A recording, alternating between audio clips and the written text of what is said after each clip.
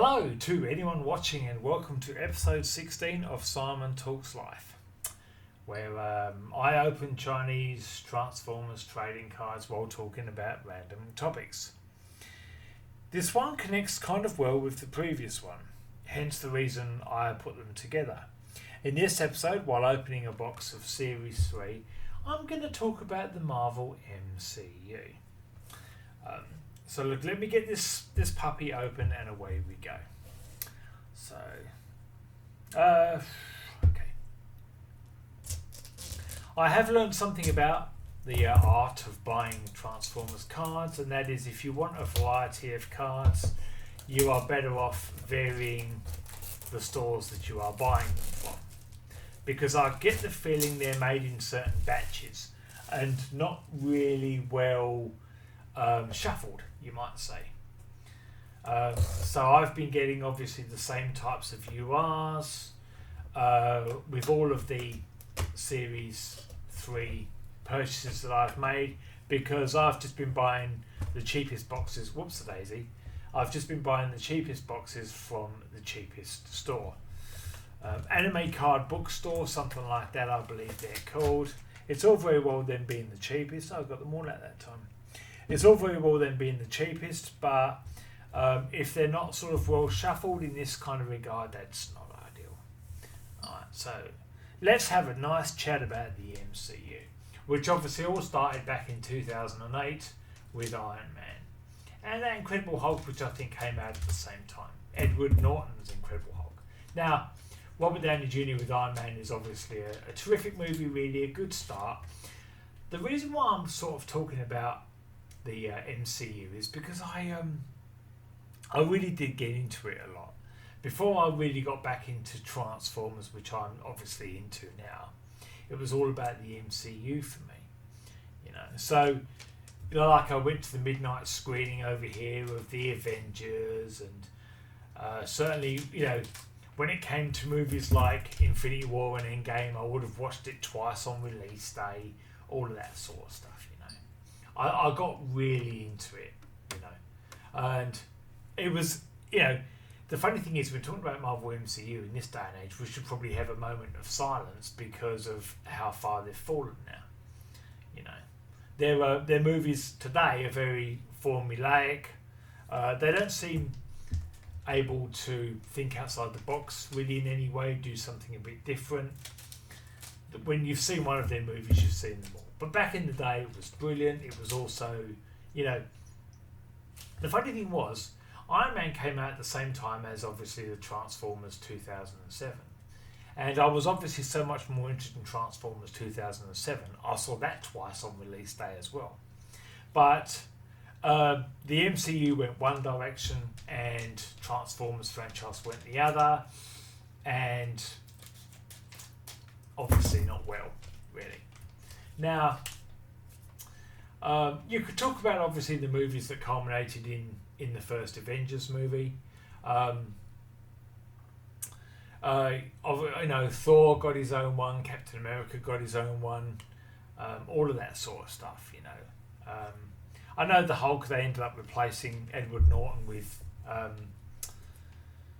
Mark Ruffalo. Had to think about that for a moment. I would have liked to have seen where they went with Edward Norton, but I don't dislike Mark Ruffalo as the Hulk. Back then it was all new, it was terrific, it was fucking brilliant, really. And when it all culminated in the Avengers, it was just spectacular.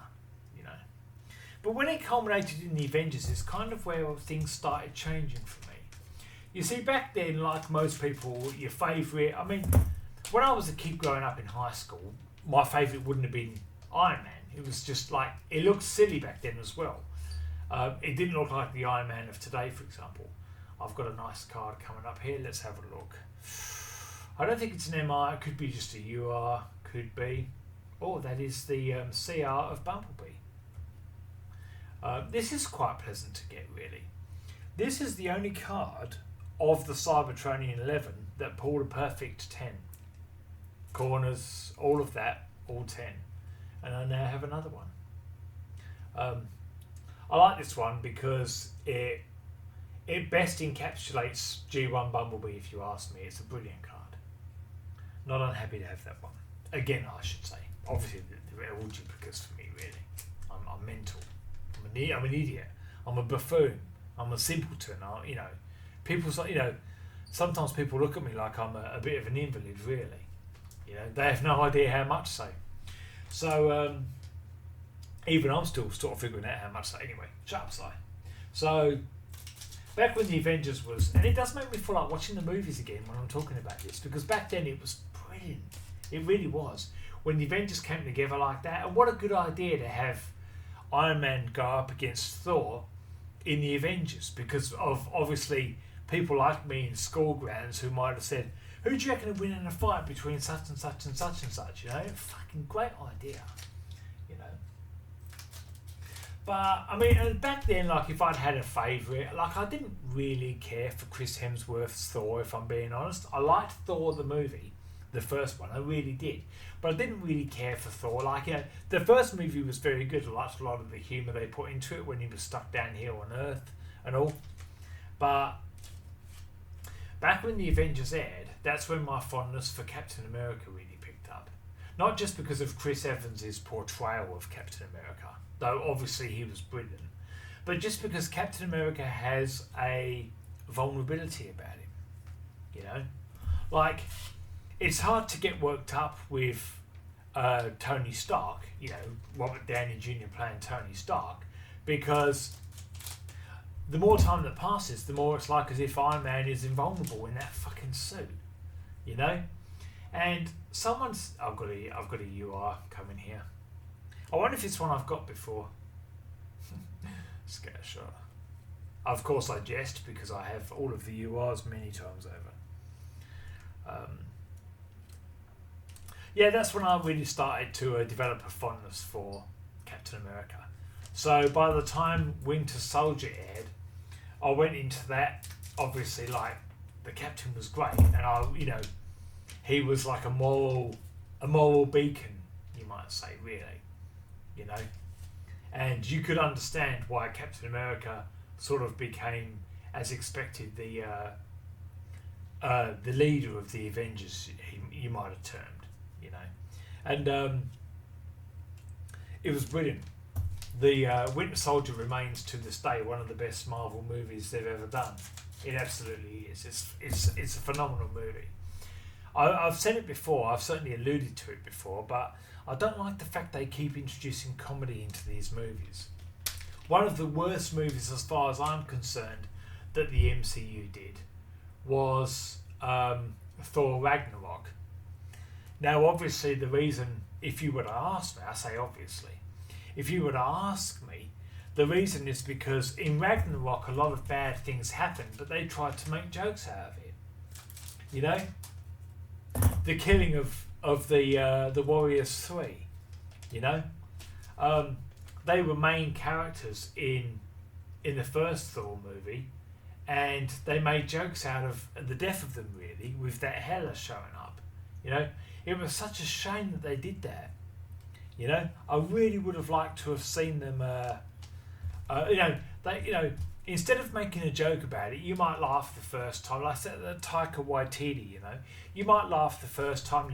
You might sort of chuckle the second time, but it doesn't even take long. The novelty of the joke then wears off. But if you had delivered a bit of a sucker punch with the death of characters like that, I've got another UR coming here. If you would have delivered a sucker punk, good one, Si. You're a bit of a sucker punk, aren't you? With the death of characters like that, that's the sort of thing that you would feel when you're watching the movie back for the 20th time, or the 30th, or the 40th. If you'd had a moment with Thor kind of sort of crying, standing over his dead comrades, those friends of his in Asgard, that would have impacted you long since after you'd watched the movie the first time. Instead, they tried to make a joke out of it. Wasn't keen on that. I didn't mind Iron Man 3. I didn't care for Thor 2. I didn't dislike. They were okay. A bit formulaic, really. Marvel had obviously started sort of showing that kind of thing where they were like, okay, it kind of, you get the feeling they can only really sort of start doing one type of movie, you know. But that goes on to obviously Infinity War. That was huge because Thanos was teased in many of the movies up until then. Like, I must admit, I was very much disappointed in Age of. I've got an AR coming here. I was very much disappointed in Age of Ultron because I had a lot of faith in Joss Whedon. Okay, slag on the back of Daniel. Yeah, that's okay. I had a lot of faith in Joss Whedon. I thought he was a great director. Firefly is one of the best TV shows of all time. So when Age of Ultron came out, and it obviously wasn't great, you know, again, it's the comedy thing as well, really sort of impacted it. Like when Iron Man is going up against the Hulk in the Hulkbuster, you know, it's a spectacular looking fight, but he keeps making these jokes. Come on, Bruce, you got to work with me. All of that, you know, go to sleep, go to sleep, go to sleep, and you're why are you trying? You know, when you've got a character making jokes like that, I know people say this is what Spider-Man does. I mean, it doesn't make it right?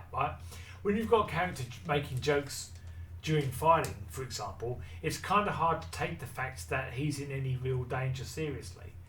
I've got another UR coming up here. It's going to be another purple one, Shockwave, Skywarp, Cyclonus maybe, or Bombshell. That is the last special card from this pack. Bit of a shame. It's hard to take it serious, but look, you know, Infinity War and Endgame was, they're great movies to watch back to back. They really are, you know. And I've got to give them credit for daring to have a movie where the bad guy won. Like, Hollywood never does that, you know. Obviously, at the end of Infinity War, it was like, Thanos won. We lost, you know. That was a bold move, really, but kudos to them for doing it, you know. Endgame was obviously, it was a good resolution, really. Upon subsequent viewings of most Marvel movies, like Civil War was good as well. Upon, you know, repeat viewing, it sort of tires a bit, really. I'll probably have come away thinking I prefer Endgame to Infinity War, if I'm being honest. But I did like Infinity War because of how bold it was to have Thanos win that battle, and obviously then he gets the gauntlet and he snaps half of everyone away. That was a big move, you know. Now, the funny thing is, obviously, as I prepare to open the promo pack here, I should probably be entirely silent for the rest of this, because from a certain point of view, as far as the MCU is concerned, when Thanos died, kind of so did the MCU, and Iron Man for that matter, so kind of did the MCU, really. I know obviously they've cast Downey Jr. to play Doctor Doom, you know, in the next Avengers, all of that stuff, but they're obviously clutching at straws a bit, really. You know, it's very sad. You know, the only thing more spectacular than the rise of the MCU, if I'm being honest, is the fall of the MCU. It's just been quite remarkable. You know, we used to go to every movie basically on release week, if not release day. You know, gold class, all that stuff, recliner, food brought out. We'd spend $150, have a great time. It was like a thing we'd do with Marvel movies. You know, I don't think we've been since, really. They've had one or two decent hits between now and then, but by and large, it's very sad. They've not gone well at all. You know. Anyway, let me know what your favourite MCU movie is. I'd probably have to say Winter Soldier remains my favourite.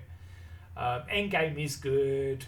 Infinity War's up there too. Civil War is okay, but you know, it's, you know, I don't know about. Yeah, it's good. It's not the direction I would have taken Civil War, but it's not a bad movie. Let me know what you think. What your favourite MCU movie is, and I suppose if you see them reclaiming the heights that they claimed before. Anyway, yeah, this has been episode 16 of Simon Talks Live, where I've talked about the Marvel MCU. Join me next time for episode 70.